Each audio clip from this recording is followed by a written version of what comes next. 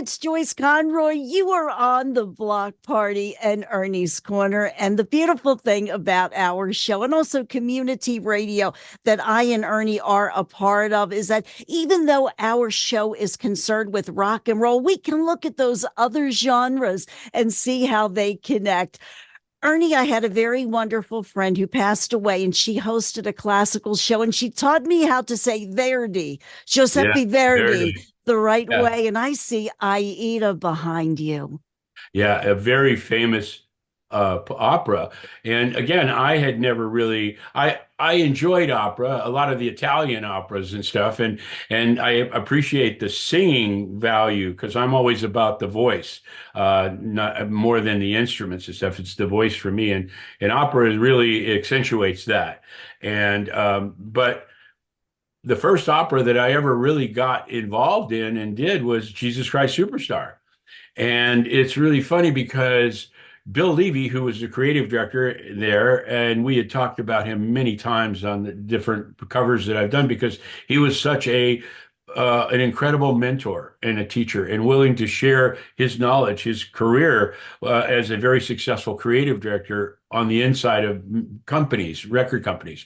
And so we did this Jesus Christ Superstar package together, and we had talked about that before. But and he was giving me other projects, and I noticed that whenever he would give me an assignment, it wasn't like, okay, here's one like this last one, just do a photograph, do the.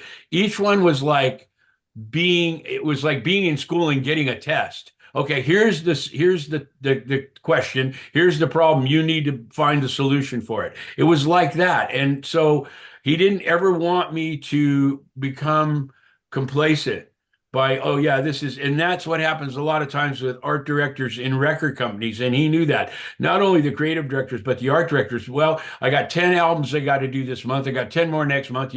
What's the easiest way to do it? Well, take a photograph, put some type on it, and that's it. Put the lyrics on the back or whatever the credits.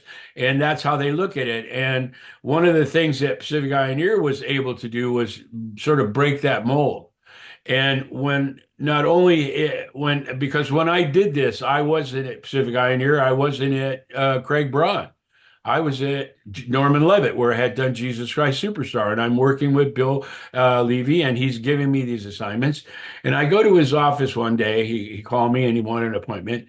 And he said, he sat me down and he said, you did a great job on Jesus Christ Superstar. I really love working with you, but I want to make sure that this next assignment that I'm going to give you, you completely understand what I'm looking for. He said that opera and the images and covers for opera have been pretty much the same from the 30s, 40s, and 50s. They were always kind of picture of the lead person or, a stage shot or whatever. And it was kind of, I had broke the mold and I never looked at it for opera with Jesus Christ Superstar. So not only was it a very controversial, very different kind of opera or presentation, we broke the mold in everything that we did on that and that Tim Rice and Andrew Lloyd Webber did. He said, I want to give you this opera. It's one of the best operas. It's like having training wheels on your bicycle. It's very easy to understand. Everybody loves it. Verity's been around forever. This is his crown jewel, and it's probably the most popular opera around over the genre of opera. He said, but what I don't want to do is I don't want you to do another cover like the other covers. Okay, it's very easy. Got some photography here. It'd be very easy for you to do something that felt like it belonged in that category. I want something different. I want it to be as different as Jesus Christ Superstar was.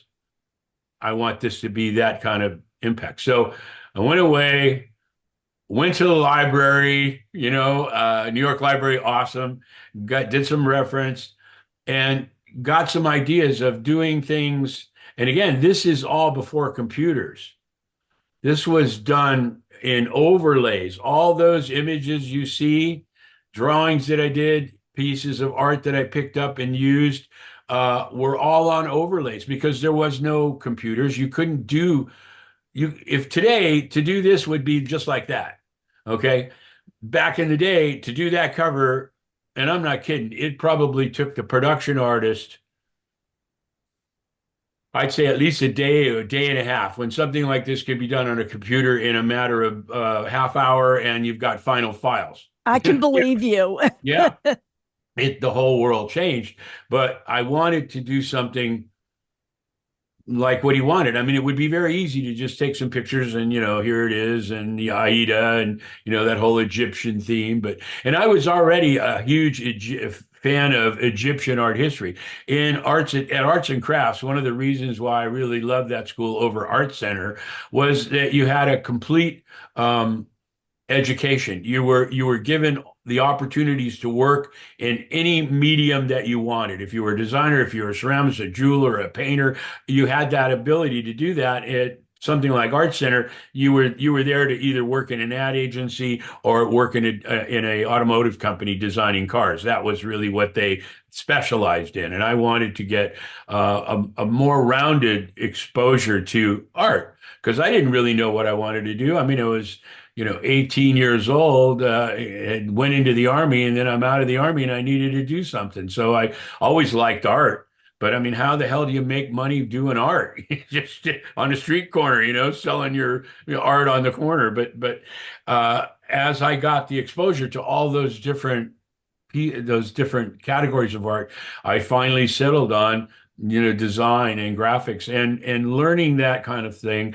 Bill Levy knew that I was not you know, what I said I was and that I could do all this stuff. But he did see the talent and he was really willing to take me under his wing. And we had talked about this before and, you know, just really teach me. And I really needed to learn. And I knew because I was in New York. New York is the kind of place where you can, unlike the West Coast, the East Coast, you either sink or swim. There's no floating on the water in New York. You have to really. It's a great place for someone who has the opportunities coming their way. You can really rise up quickly. There's a lot of opportunity. West Coast is completely different.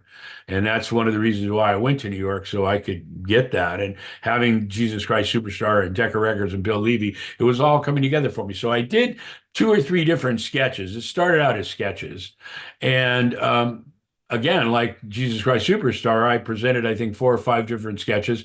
I presented three or four on this one, and this is the one that he really liked because it was contemporary. It was bringing it into it was appealing to a different age group, if you will. This looked much more, if you go do some homework and go Google album covers, you'll see what I mean. It's 99% of the time it's photography. And again, you got to remember, I was 26 years old and this is 1970. So that's 54 years ago. I mean, it was pretty ground shaking. I mean, when he saw this sketch, he was just beside himself. And he sat back in his chair. I'll never forget, I was in his office and he sat back in his chair and he just had this biggest grin on his face. And it just made me feel so good to be able to know that the guy that was really willing to give me a chance, to give me the education that I needed to go forward. I was 26 years old in New York and didn't know my ass from my elbow. I sort of fudged I was in the right spot at the right time. And, thank God that I had the right stuff to be able to do it. But it was started with Sister Mary Lucity in the third grade at St. Joseph's School, elementary school, when my parents were beside themselves as to what to do with me because I was always in trouble and I was always crazy like my mom was. And she said, your son has a real talent for art. You should really expose him to that and support him, and I'll never forget that. She must have been 110 years old. I mean, she was amazing. But she saw that in me. And all along my career, growing up and going to New York and coming back and starting Pacific Pioneer, I've had that kind of luck to have the right people at the right time. It happened with Pacific Pioneer too. My partner, Tony, 10 years older than me, but was an incredible salesperson, graduated college at 16. Then Drew Struzan, Bill Garland, Carl Ramsey, all those, Joe Garnett, they all came along, Ingrid Hinke. And my whole life has been like that. But back to this. So this is the cover. The and then he wanted a libretto to go in with the records. It was a double record set. And this is the libretto that I did over here. Let's see, that way I always get confused. Taking that art and just doing a really clean kind of looking libretto. And then I had all this photography on the inside to use, with this. And then this was pretty standard. It was all black and white photography, so there wasn't really much to do, but just the layouts, a nice big opening scene there where you see all the cast and stuff. And then, all the different individual artists and musicians that were, involved with it. This was, I think, about a 10 or 12 page libretto that went inside the package with the record. So I just, this cover and this opportunity that Bill had given me has really been instrumental in my whole life. I mean, until the internet, I never really looked back on stuff, Joyce. I always looked at what was in front of me, and if it was behind me, it was done. It was behind me, it was done, and you got to concentrate on the next job, get the next job, do the next job. Don't lose the next job. Try and make it as good as you can, and more importantly, make it like something that you hadn't done before.